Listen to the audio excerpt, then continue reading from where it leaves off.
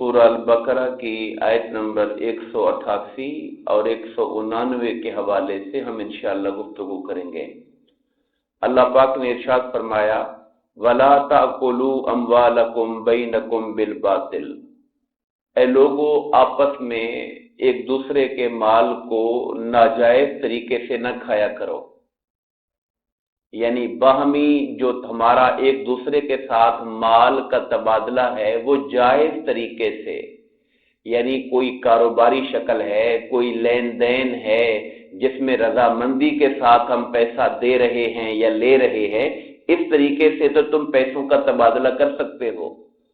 کوئی اپنی توانائیاں دیتا ہے اور مال لیتا ہے، کوئی اپنا مال دے کر پیسے لیتا ہے، یعنی دنیا کے اندر ایک دوسرے کے ساتھ جو چلنے کا طریقہ ہے جس کے اندر باہمی رضامندی سے ایک دوسرے کے ساتھ تبادلہ مال کیا جاتا ہے وہ تو جائز اور درست ہے، مگر فرمایا ناجائز طریقے سے۔ اب ناجائز کا جو لفظ ہے اس کے اندر پھر اس کی 20 اقسام ہم سوچ سکتے ہیں۔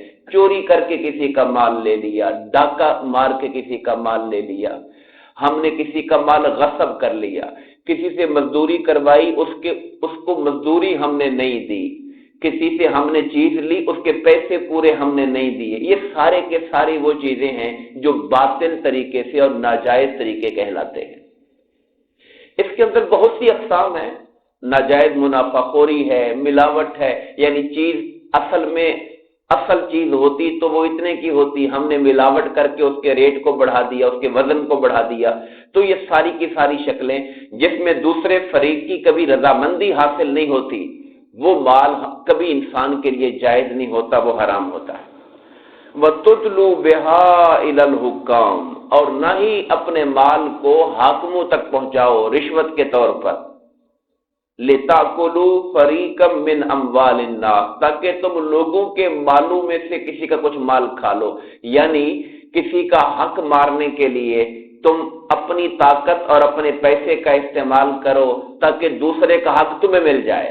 یہ حاکموں تک مال نہ پہنچاؤ اپنا، یعنی جو عہدیدار ہیں انہیں پیسہ دے کر، رشوت دے کر اپنے حق میں فیصلے کروانا اور دوسروں کا حق مارنا۔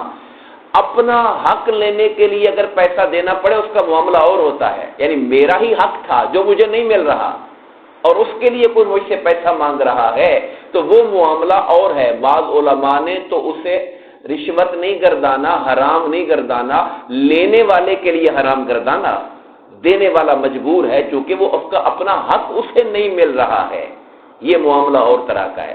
لیکن کسی اور کا حق کھانے کے لیے مجھ سے زیادہ اہل لوگ موجود تھے اس سیٹ کے لیے، مگر میں نے اپنی نااہلی کو اپنے مال سے چھپایا اور پیسے دے کر سیٹ لے لی میں نے، وہ یہ حرام ہے، دینا بھی اور لینا بھی۔ ایک جج اور عدالت میں میرا کیس تھا اور میں حق پر نہیں تھا، مگر میں نے اپنے آپ کو حق پر ثابت کرنے کے لیے ججوں پر پیسہ لگا دیا، عدالت سے پیسہ لگا دیا اور وہ ناجائز حق جو میرا تھا نہیں وہ میں نے لے لیا، یہ حرام ہے اور اس کے حرام ہونے میں کوئی شبہ ہو ہی نہیں سکتا ہے۔ تو یہ رشوت کا جو معاملہ ہے وہ اس آیت کریمہ کے اندر، ہم تو ایک حدیث پڑھتے ہیں نا، الراشی والمرتشی کلاہما فی النار، رشوت لینے والا دینے والا دونوں جہنمی ہیں، وہ حدیث پاک بھی اپنی جگہ پر حق ہے، مگر قرآن مجید کی یہ آیت کریمہ بھی اس بات کے اوپر واضح طور پہ ممانعت کر رہی ہے کہ اپنے مال اس لیے حاکموں تک نہ پہنچاؤ کہ تم لوگوں کے کسی گروہ کا مال یا اس کا حق چھیننے کی کوشش کرو، بالاسم گناہ کے ساتھ، وانتم تعلمون، حالانکہ تم جانتے ہوتے ہو کہ یہ حق میرا نہیں ہے، یہ چیز میری نہیں ہے، مگر تم اپنے ضد میں، اپنے لالچ میں، اپنے حسد میں لوگوں کے ساتھ اپنا جو ٹکراؤ ہے اس کے نتیجے میں ہر صورت میں اپنی بالادستی قائم کرنے کے لیے مال دے کر لوگوں کے حق پہ جو ڈاکہ ڈالتے ہو، یہ چیزیں بہت حرام ہیں اور رشوت کے زمرے میں جاتی ہیں۔ یہاں پر ایک چیز جس کا علماء نے بہت زیادہ جس پر زور دیا اور میں نے تفاصیل میں جب دیکھا، وہ کہتے جو مال حرام کا ہمارے پاس آ جاتا ہے اس مال حرام کو ثواب کی نیت سے اگر کوئی آگے دیتا ہے، صدقہ کرتا ہے، تو وہ معاذ اللہ استغفر اللہ اتنا بڑا جرم ہے کہ انسان کے اسلام سے نکل جانے کا خطرہ ہے۔ یعنی مجھے پتا ہے کہ یہ مال خالص حرام کا ہے میرے پاس. اللہ نے تو حرام کو مثال کے طور پہ چوری حرام ہے، میں نے چوری کر کے مال کما لیا. رشوت لینا ایک جج، قاضی، ایک منصب دار کے لیے حرام ہے. اس نے اس لوگوں کے جائز کام کے لیے کرنے کے لیے رشوت لے لی، اس کے لیے حرام ہے. اب جو مال حرام اکٹھا ہو گیا، اس مال حرام کو صدقے پہ لگا دینا کہ اللہ تعالیٰ مجھے ثواب دے گا، یہ بہت بڑا جرم ہے. یہ سوچ ہی جرم ہے، کیونکہ آپ اصل میں یوں کر رہے ہو کہ اللہ کے حرام کو حلال کرنا شروع کر رہے ہو. جس کو اللہ نے حرام قرار دے دیا اس کے کرنے پر کیسے اللہ راضی ہو سکتا ہے؟ آپ صدقہ و خیرات دیتے ہیں حلال اور جائز چیز کا. اللہ نے فرمایا کہ پاک اور طیب چیز جو ہے وہ میرے نام پر خرچ کرو، اور ہم حرام کو ثواب کے لیے خرچ کریں. ثواب کب ملے گا؟ جب اللہ راضی ہوگا. کیا اللہ حرام سے راضی ہو سکتا ہے؟ سوال ہی پیدا نہیں ہوتا ہے.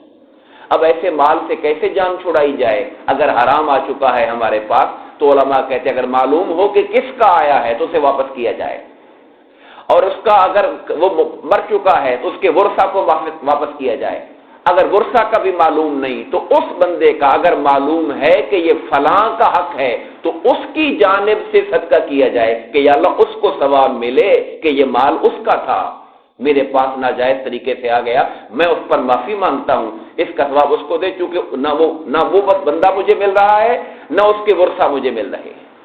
تو اس طرح اس مال کو بغیر اپنے لیے ثواب کے لیے نہیں، اس کے ثواب کے لیے فقراء اور غرباء کو دے دیا جائے گا اگر وہ اور اس کے وارثوں کا ہمیں پتہ نہ چل سکا ہو.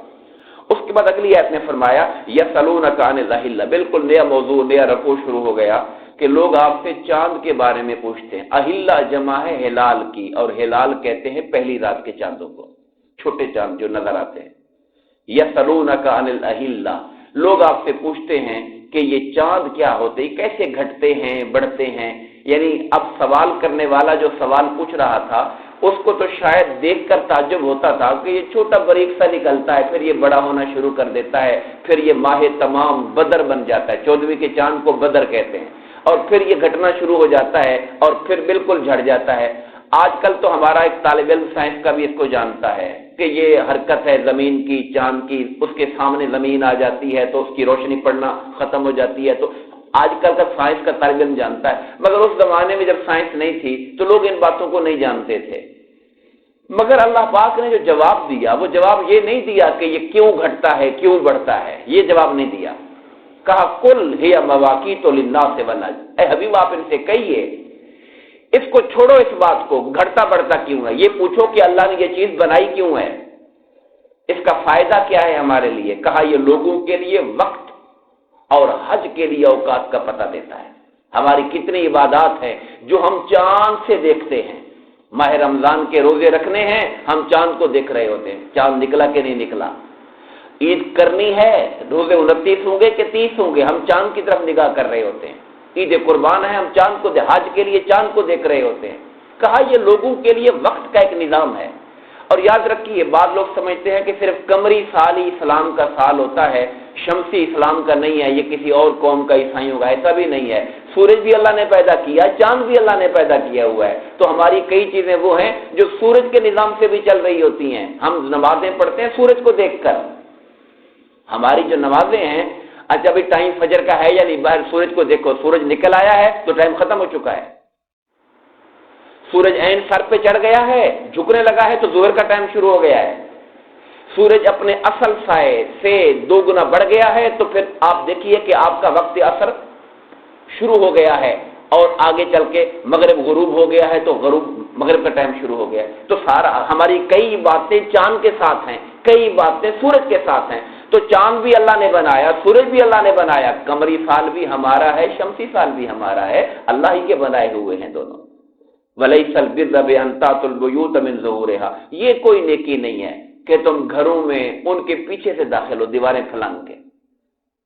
اب ظاہر ہے اس بات کے پیچھے کوئی راز ہوگا. وہ یہ تھا کہ زمانہ جاہلیت میں مدینہ کے انصار کے ہاں رواج یہ تھا کہ جب حج کر کے آتے تھے تو دروازوں سے گھر نہیں جاتے تھے، پیچھے سے آنا، یعنی دیوار پھلانگ کے پیچھے سے جانا. دیکھیں جب کوئی چیزیں مروج ہو جاتی ہیں تو پھر لوگ سوچتے نہیں کہ یار اس میں کیا لاجک ہے، یہ کون سی عقل والی بات ہے کہ آپ پیچھے سے دیوار سے پھلانگ کے آ رہے ہو.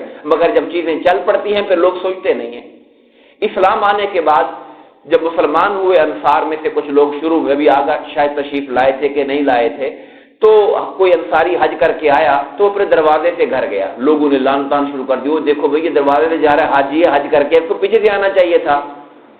اس پر پھر قرآن مجید کی یہ آیات نازل ہوئی کہ اپنے یہ کوئی نیکی نہیں ہے کہ تم اپنے گھروں میں ان کی پشت سے آؤ، ان کی بیک سے آؤ، وَلَٰكِنَّ الْبِرَّ مَنِ اتَّقَىٰ، نیکی تو یہ ہے کہ جو اللہ کا ڈر رکھتا ہو اپنے دل کے اندر، تقویٰ نیکی ہوتی ہے۔ وَأْتُوا الْبُيُوتَ مِنْ أَبْوَابِهَا، اور گھروں میں ان کے دروازوں سے آیا کرو۔ وَاتَّقُوا اللَّهَ لَعَلَّكُمْ تُفْلِحُونَ، اللہ سے ڈرتے رہا کرو تاکہ تم کامیاب ہو جاؤ۔ دعا ہے کہ اللہ تعالی ہم سب کو اپنی تعلیمات کو پڑھنے اور سمجھنے اور اس پر عمل کرنے کی توفیق عطا فرمائے۔ آمین۔ وما علینا